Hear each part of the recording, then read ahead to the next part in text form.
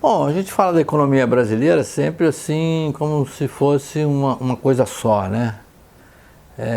Evidentemente que a gente tem uma situação, uma tendência geral para o país. Então, não há como a economia ir muito bem em São Paulo e muito mal no Amazonas, né?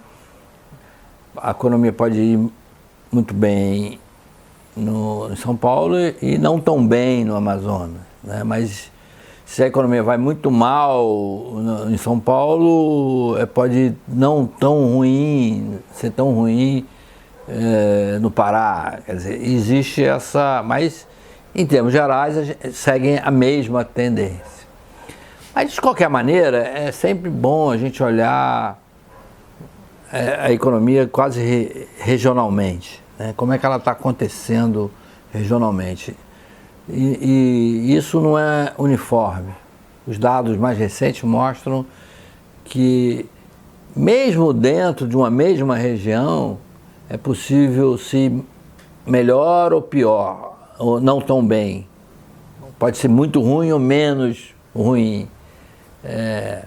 Eu quero dar um exemplo prático aqui da região Sudeste. Sudeste, Espírito Santo, Rio de Janeiro, São Paulo, Minas Gerais. Sempre se fala que, em certos momentos, os estados mais industrializados, eles são mais afetados, né? São Paulo tem uma economia muito diversificada, tem não só uma indústria fortíssima, como setor de serviços, área financeira e também um setor agropecuário muito forte. Então a economia de São Paulo, ela é mais resistente em seu conjunto do que o do Brasil. Mas, no entanto, também sofre.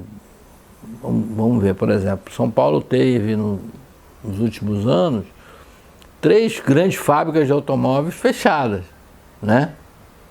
Poxa, como é que São Paulo, que é o centro da nossa indústria, né, responde quase 50% da produção industrial do país, tem 3 fábricas de automóveis fechadas? Na verdade, elas se realocaram, algumas até dentro do próprio estado de São Paulo, né?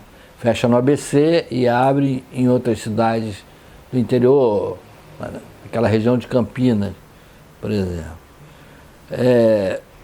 Vamos ver alguma comparação do Rio de Janeiro, em especial, em relação a São Paulo.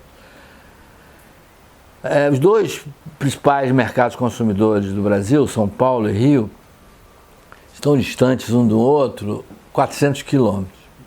É uma distância quase que ridícula. No entanto, os comportamentos têm sido muito diferentes com 400 quilômetros de diferença. Qual seria a razão disso? Governos diferentes, sistemas tributários diferentes? O que faz esses estados terem um comportamento tão diferente?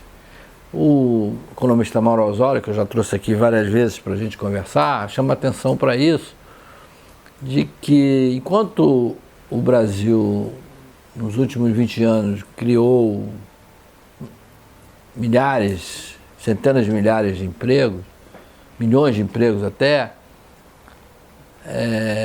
o estado do Rio perdeu empregos formais. Teve uma perda assim, de 800 mil empregos formais. A base da indústria de transformação no Rio de Janeiro encolheu, no estado do Rio encolheu. É estranho isso. Esse estado hoje tem uma produção crescente de petróleo e gás, tem áreas dinâmicas, como por exemplo o Polo do Açu, Porto do Açu, que cada vez tem coisas novas lá, a região de Macaé também. Por que o conjunto do estado encolhe o número de empregos mais do que o resto, proporcionalmente? Que características, se estamos distante de São Paulo, 200, 300 quilômetros, que coisa é essa, né? Isso merece uma análise mais profunda.